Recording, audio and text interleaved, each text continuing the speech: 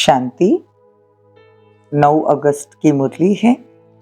ज्ञान के सागर, आनंद के सागर, शिव परमात्मा कहते मीठे बच्चे, ज्ञान की धारणा तब होगी जब देही अभिमानी बनेंगे। बहुत धारणा का बड़ा पॉइंट है। बाबा जो ज्ञान सुनाते हैं, अगर उसकी धारणा करनी है तो हमको आत्माभिमानी बनना पड़ेगा। देही अभिमानी बनने वाले बच्चों को ही बाप की याद रहेगी। प्रश्न है, किस एक भूल के कारण मनुष्य ने आत्मा को निर्लेप कह दिया? उत्तर है, मनुष्य ने आत्मा से परमात्मा कहा। इसी भूल के कारण आत्मा को निर्लेप मान लिया। लेकिन निर्लेप तो एक शिव बाबा है, जिसे दुख सुख मीठे कड़वे का अनुभव नहीं। आत्मा तो कहती है फलानी चीज खट्टी है, बाप कहते मेरे पर किसी भी चीज का असर नहीं होता, क्योंकि बाबा शरीर ही नहीं लेते हैं।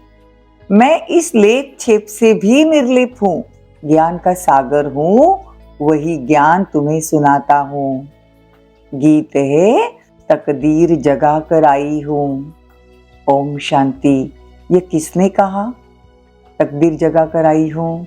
आत्माओं ने कहा, इन ऑर्गन्स द्वारा। आत्मा शांत स्वरूप है।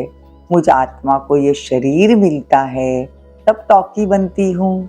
शरीर द्वारा अनेक प्रकार का कर्म करती हूँ। पहले ये निश्चय करना है कि मैं हूँ आत्मा और इस शरीर द्वारा बात करती हूँ, सुनती हूँ। तो बाबा कहते हैं इसको देही अभिमानी कहेंगे। इस समय बच्चे बैठ सुनते हैं। कौन सुनाता है? बेहद का बाप। जब परमपिता परमात्मा कहा जाता है तो बुद्धि योग ऊपर चला जाता है। शिव माना बिंदी, आत्मा भी बिंदी, परमात्मा भी बिंदी, परंतु उनको परम पिता परमात्मा कहा जाता है। वो बाप हुआ ना, आत्माएं बच्चे ठहरे।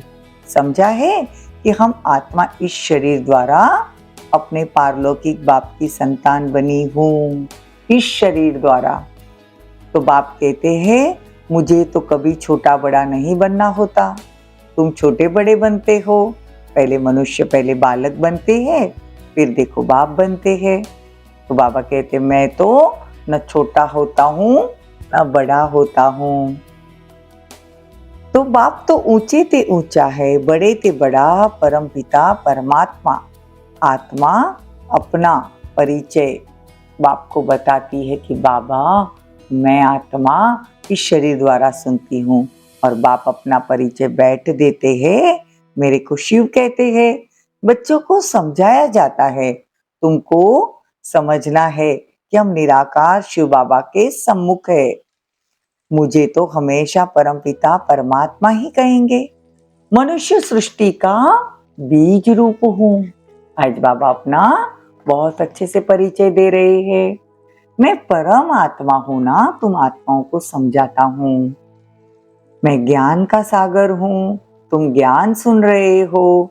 तो पहले बाबा कहते निश्चय होना चाहिए कि मैं आत्मा हूँ, तो देही अभिमानी बनना है।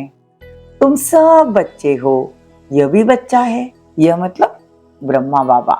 ब्रह्मा बाबा भी शिव बाबा का बच्चा है। लौकिक संबंध में सिर्फ बच्चों को ही वर्षा मिलता है, कन्याओं को नहीं मिलता। और यहाँ तो बेहद का बाप है, सभी को एक सरी का वर्षा देते हैं। अविनाशी बाप को याद करती है आत्मा। बाबा कहते हैं कि अभी रावण राज्य है, हर जगह दुख ही दुख है। जब से रावण राज्य शुरू होता है तब से आप मुझे याद करते हो, मतलब द्वापर युग से। इसलिए बाबा कहते हैं कि तुम मुझे घड़ी घड़ी याद करो। घड़ी घड़ी याद करेंगे, खुद को देही अभिमानी समझेंगे, उठते बैठते बाबा को याद करेंगे, खुद को आत्मा समझेंगे, तो खाद निकलती जाएगी। मैं आत्मा खा रही हूँ, बाबा की याद में हूँ। याद से विकर्म विनाश होगी। मंजिल तो बड़ी भारी है। देखो, योग कोई मासी का घर तो नहीं है। तुम जानते हो कि हम पहले सतो प्रधान थे, फिर सतो रजो तमो में आए। खाद आत्मा में पड़ती है, मेरे में तो कोई खाद पड़ नहीं सकती। मम्मा भी कहती है हमने शिव बाबा से जो सुना है वही सुनाते हैं। शिव बाबा तो खुद ज्ञान का सागर है। ये बड़ी समझ की बातें हैं।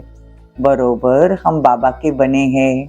हम बाबा से पढ़ते हैं, बाबा से पढ़कर फिर जीवन मुक्ति को पाते हैं। ये कितनी ज्ञान की पॉइंट्स है जो हम रमन कर सकते हैं कि मैं आत्मा खाती हूँ, मैं आत्मा सुनती हूँ, मैं आत्मा परमात्मा की संतान हूँ। इस समय सब समझते हैं ये नर्क है, कितना दुख पाते रहते हैं। तो ये रौरव नर्क है ना, तो बाबा कहते हैं इस पुरानी दुनिया में बहुत दुख है, तो मुझ परमात्मा को याद करो। अब बाबा कहते हैं बच्चे अपने को आत्मा समझो और मुझ बाप को याद करो। अब खेल पूरा होता है।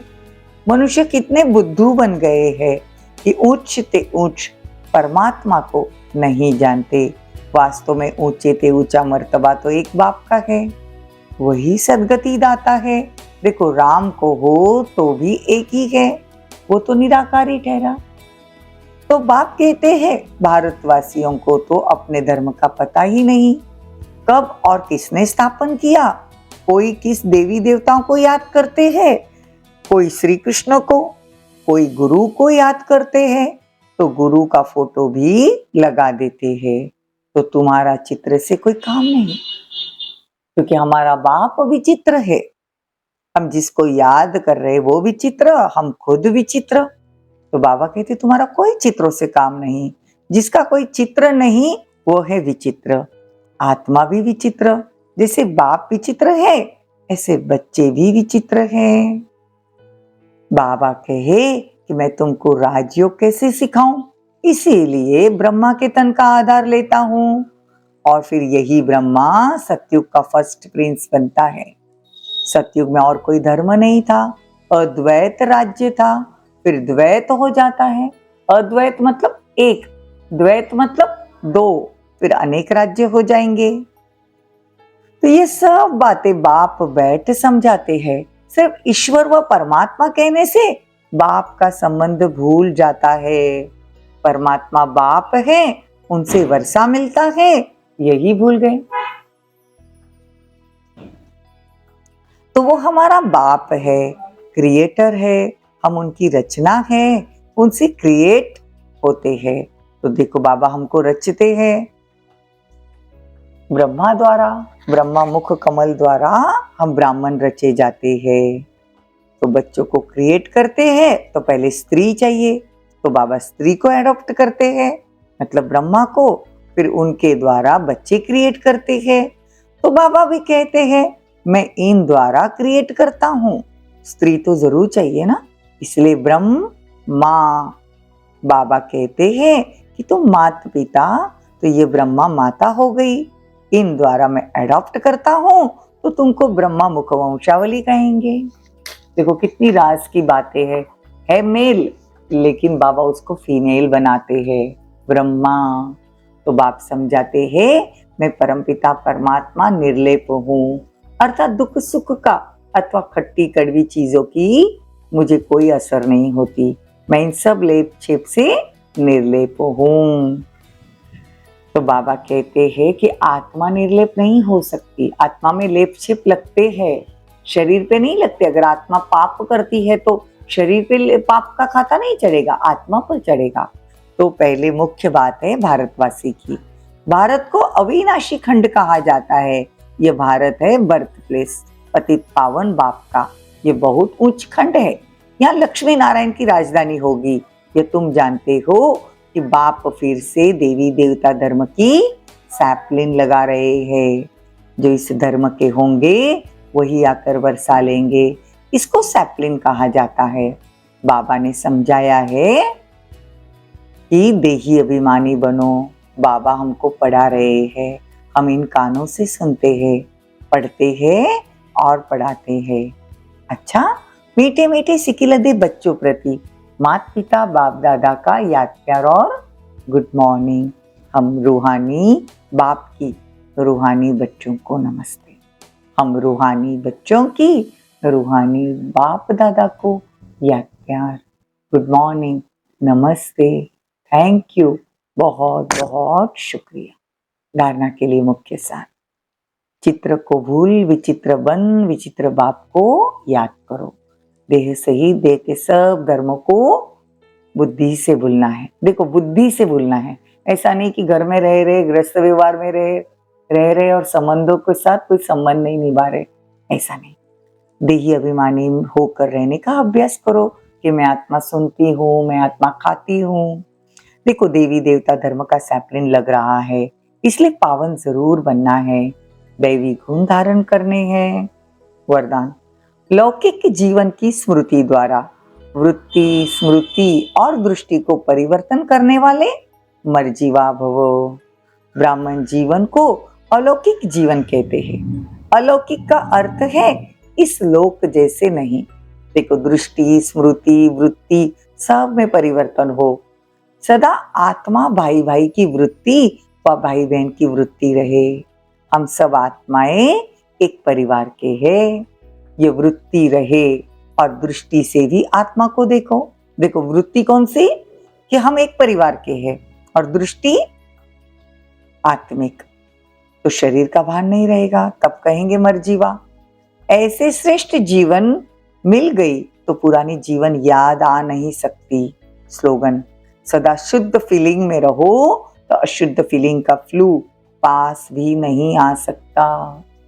ओम शांति, ओम शांति।